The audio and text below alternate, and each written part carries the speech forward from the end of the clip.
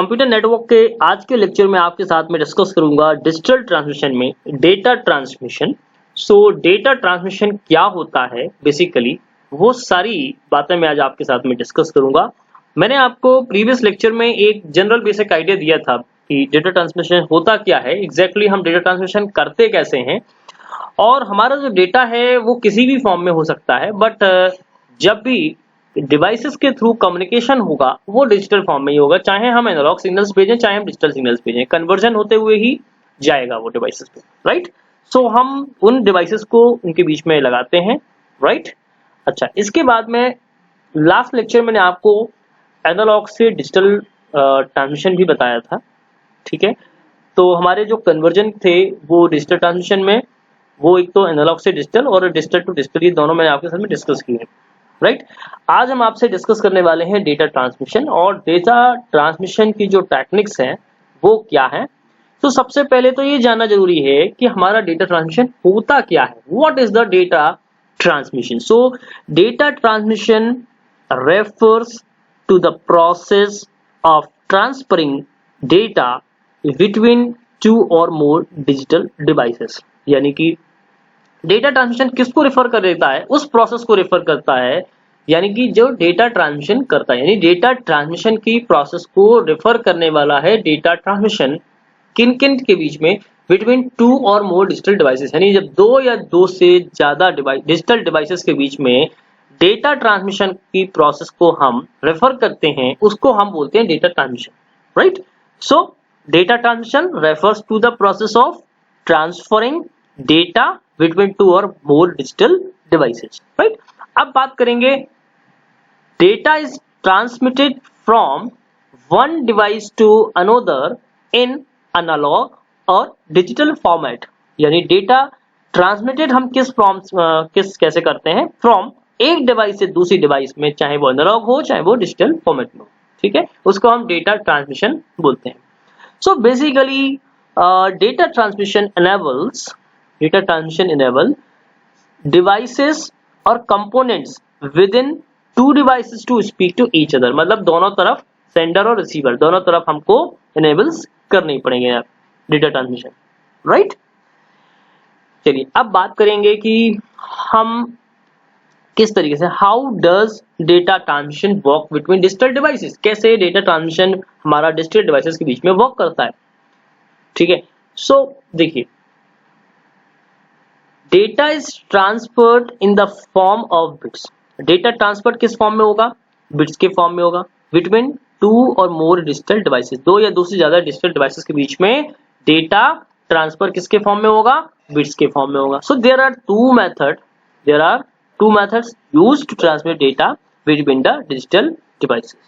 Number one, हमारे पास में दो मेथड्स हैं डिजिटल डेटा को ट्रांसमिशन करने के लिए, या हम कह सकते हैं डेटा ट्रांसमिशन टेक्निक, यानी डिजिटल डिवाइसेस के बीच में डेटा ट्रांसमिशन करने के लिए दो मेथड है। नंबर वन एक सीरियल ट्रांसमिशन, ठीक है, और नंबर टू हम कह सकते हैं parallel transmission.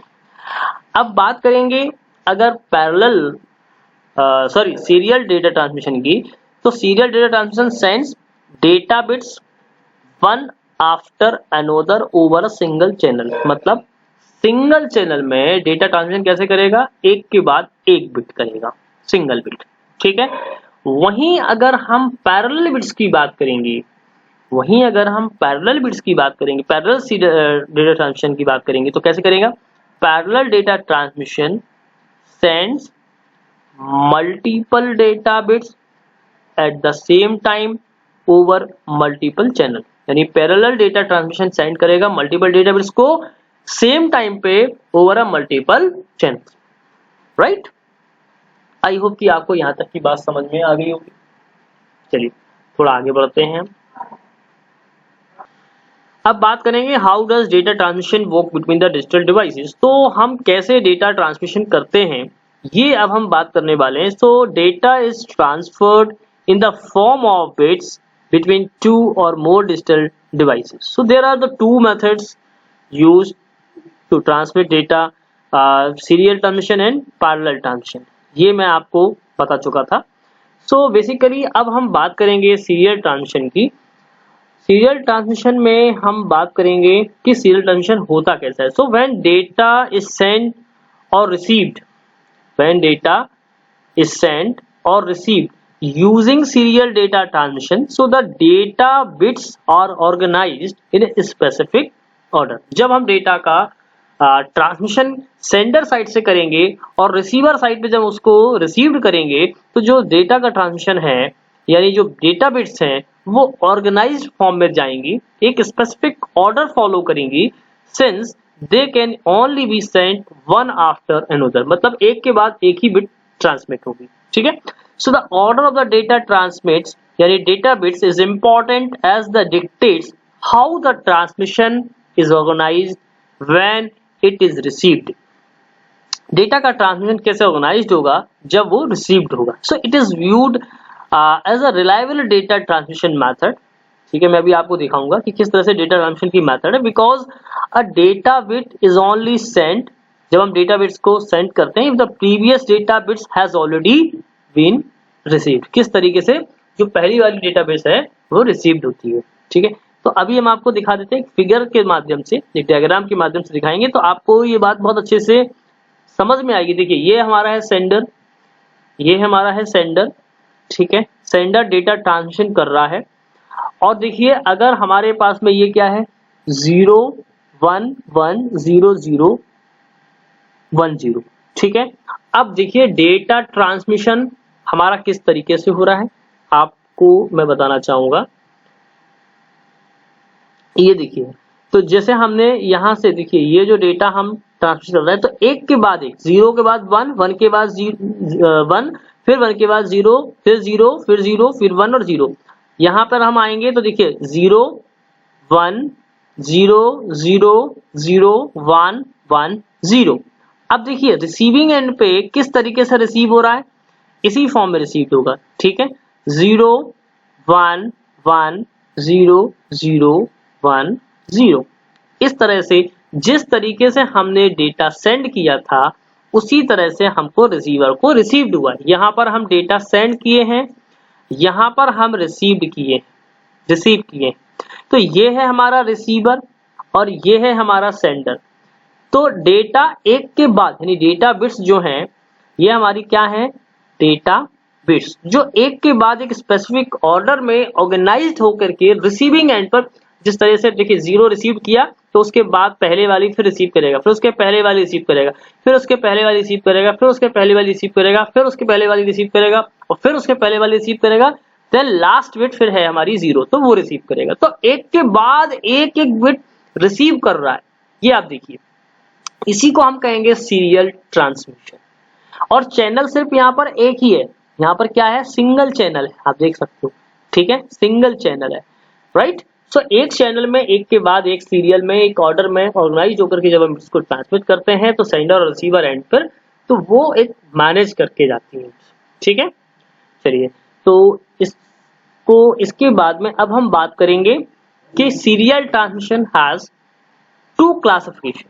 Number 1 is asynchronous और दूसरा सिंक्रोनस।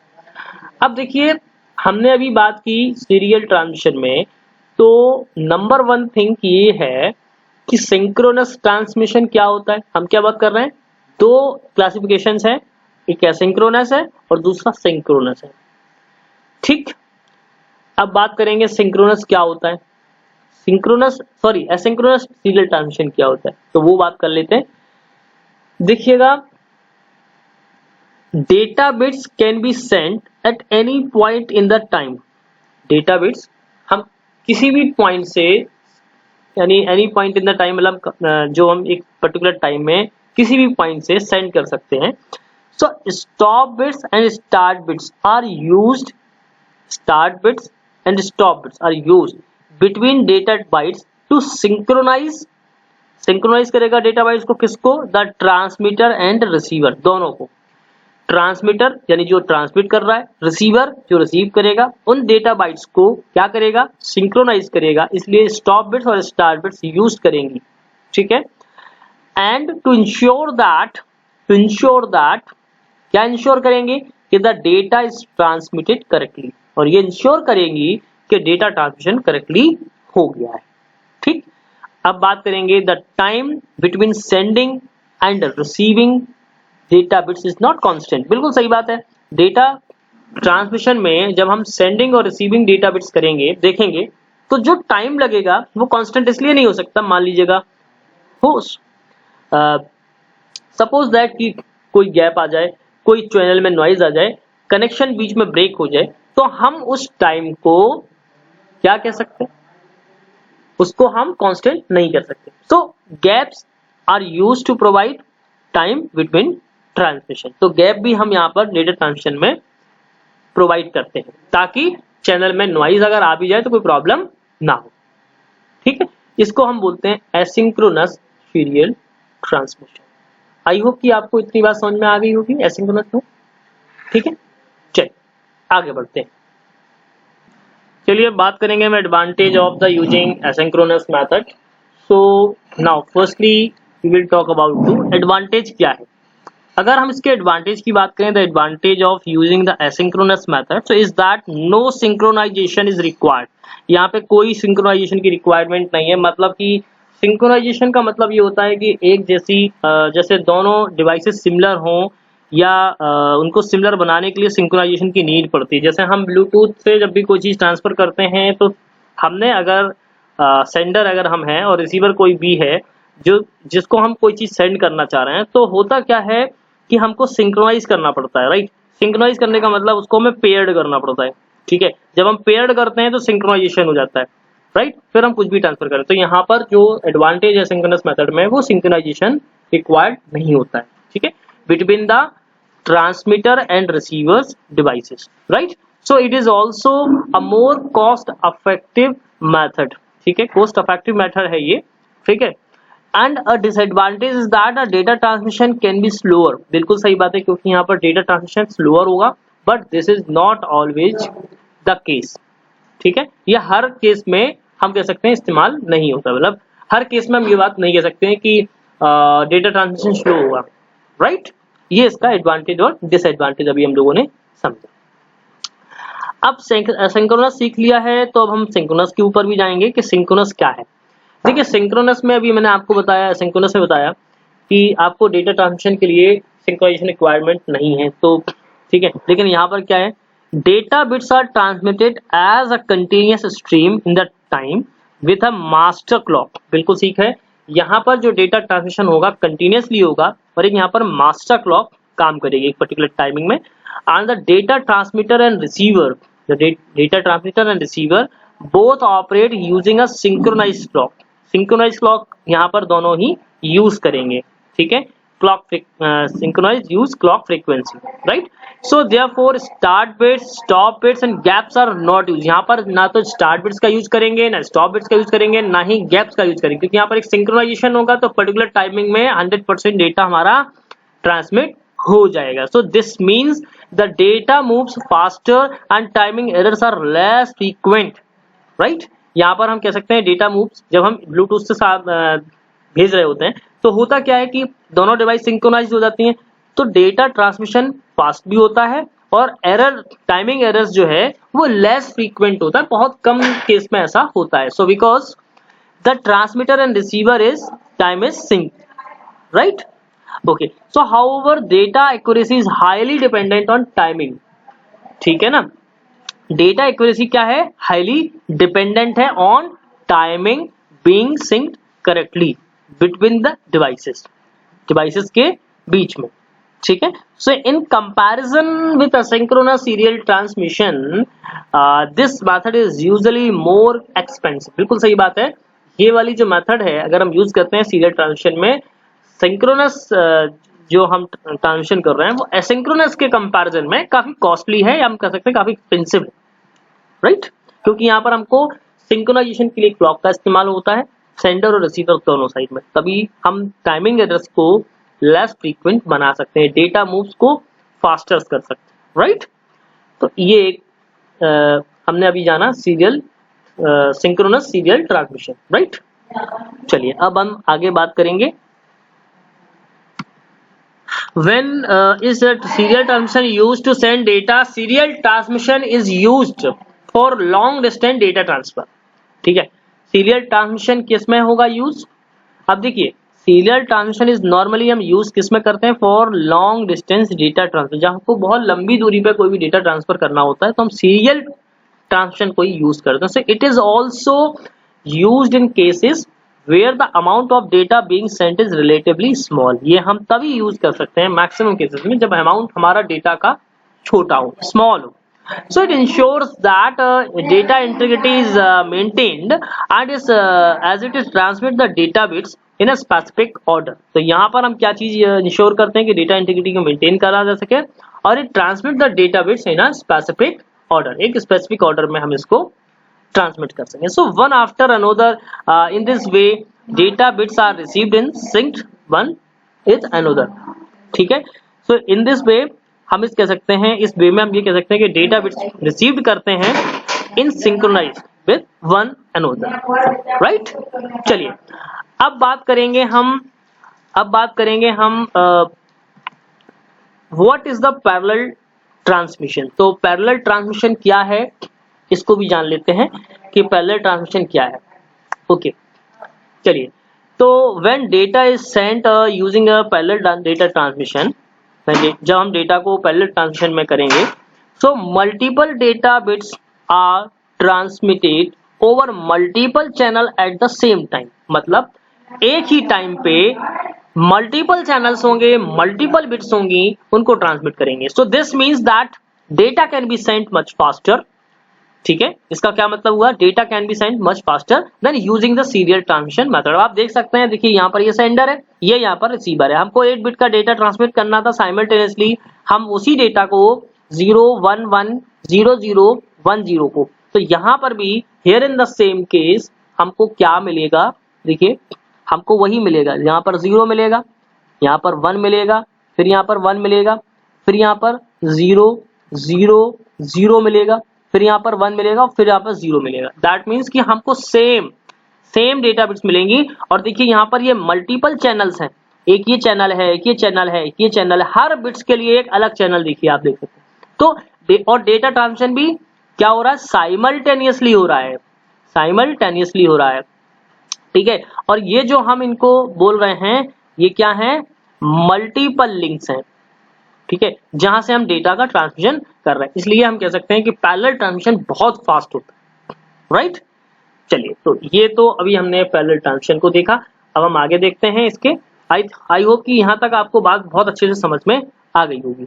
अब एक बहुत ही इंपॉर्टेंट बात है, देखिए जब हम इसको साइमल्टेनियसली डेटा ट्रांसमिशन कर रहे हैं तो देखिए गिवन दैट की एक चीज मैं बता देता हूँ. given that multiple bits are sent over the multiple channels at the same time, the order in which a bit string is received, एक ऑर्डर में हमको बिट स्ट्रिंग जो है वो रिसीव्ड होगी. So can depend on the various condition, depend करेगा बहुत सारी अलग अलग कंडीशंस पर.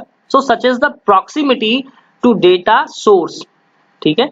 किस पर ध्यान है? Such as the proximity to data source and user location and bandwidth availability. ये मतलब जो हम कह सकते हैं वेरियस कंडीशन क्या क्या हो सकती है कि डेटा सोर्स कहाँ से है, यूजर की लोकेशन कहाँ पर है, उसकी बैंडविड्थ की अवेलेबिलिटी क्या है. क्योंकि जिस ऑर्डर में आप ये देखिए डेटा सेंड कर रहे हैं उसी ऑर्डर में आपको डेटा मिलना चाहिए. जब उसी ऑर्डर में आपको डेटा मिलना चाहिए तो उसके लिए क्या क्या कंडीशंस हैं? कंडीशंस ये है कि such as the proximity to data source, data source का हमारा कहाँ पर है, यूजर लोकेशन कहाँ पर है, और बैंडविड्थ की अवेलेबिलिटी क्या है. So 2 examples of a parallel interface can be seen below. हम यहाँ पर देखेंगे. नंबर फर्स्ट बात ये है कि इसी ऑर्डर में अगर हमको डेटा रिसीव्ड हो तो इस ऑर्डर में, ये तो भी हमने आपको बताया था. So in the first parallel interface the data is sent and received in the correct order. पहला केस तो ये है कि जिस ऑर्डर में हमने डेटा को सेंड किया था और रिसीविंग हमको उसी ऑर्डर में, करेक्ट ऑर्डर में हो गया. पहली बात तो ये है. दूसरी बात ये है कि अगर हम सेकेंड फेज की बात करें, सेकेंड बात ये है in the second parallel interface the data is sent in the correct order. Data तो सही ऑर्डर में जा रहा है but some bits are received faster than others. मतलब कुछ बिट्स, जैसे सपोज दैट कि हमारी ये बिट पहुंच गई, हमारी ये बिट पहुंच गई और हमारी बीच वाली ये बिट पहुंच गई मान लो. अब ये 4 बिट्स जल्दी पहुंच गई, बाकी 4 बिट्स नहीं पहुंची, तो डेटा का जो ऑर्डर होगा वो बिगड़ सकता है. उसकी हम कह सकते हैं कि कहीं ना कहीं बाकी जो बिट्स हैं वो स्लोअर हो गई. तो ये हो सकता है, लेकिन सेंड करते वक्त तो सारी चीजें बिल्कुल प्रॉपर हैं, पर रिसीविंग एंड पर वहां पर रिसीव नहीं हुई। ठीक है, ये दो केसेस हैं। अब इन दोनों केसेस को मैं भी आपको दिखाता हूं। देखिए एग्जाम्पल पहला वाला ये है कि देखिए जैसे मैंने यहाँ पर एक सेंडर मैं हूं और रिसीवर पे कोई एक डिवाइस है। देखिए ठीक है, पहला केस है कि मैंने 0110010 को भेजा और 8 बिट का जो डेटा है वो 011000010 ये रिसीव्ड हो गया, कोई दिक्कत नहीं, पहला डेटा हमने भेजा। दूसरा डेटा भेजा फ्रेम, तो 10101100 ये यहाँ पर हो गया receive.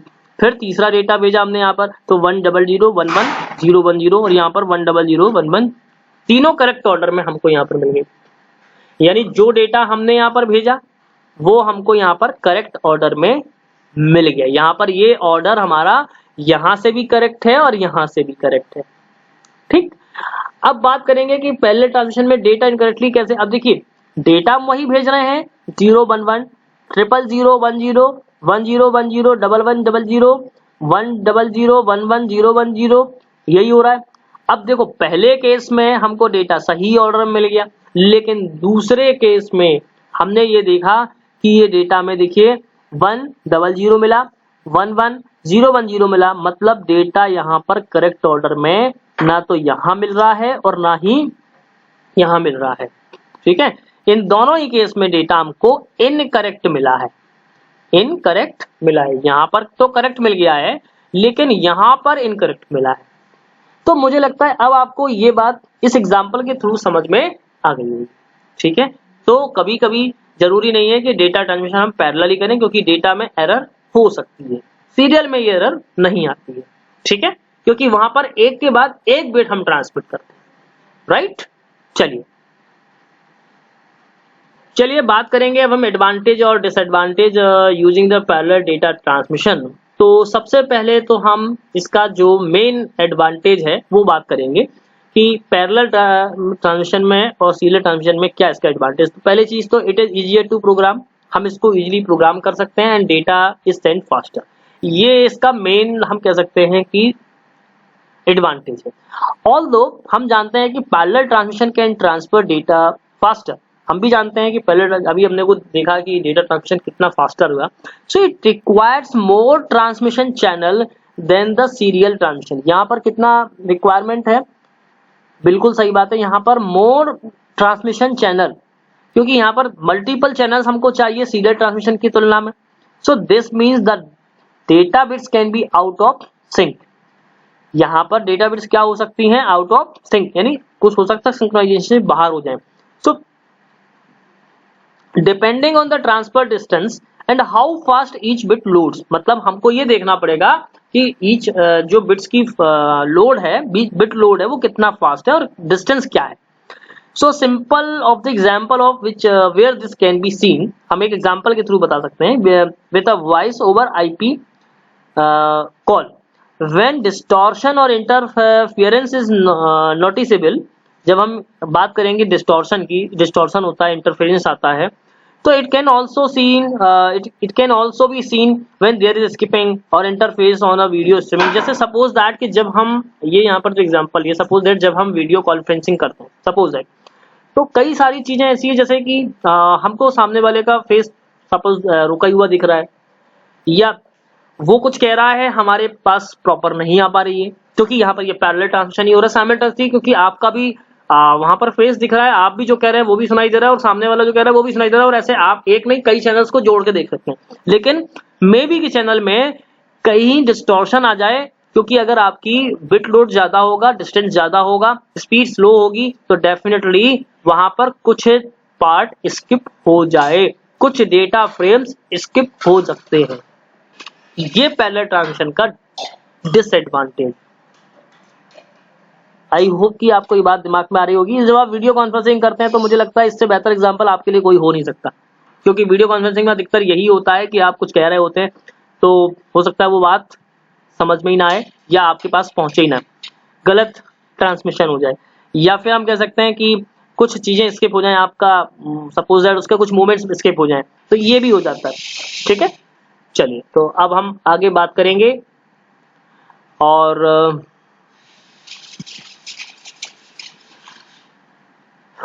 When parallel transmission is used, ठीक है, टू सेंड डेटा।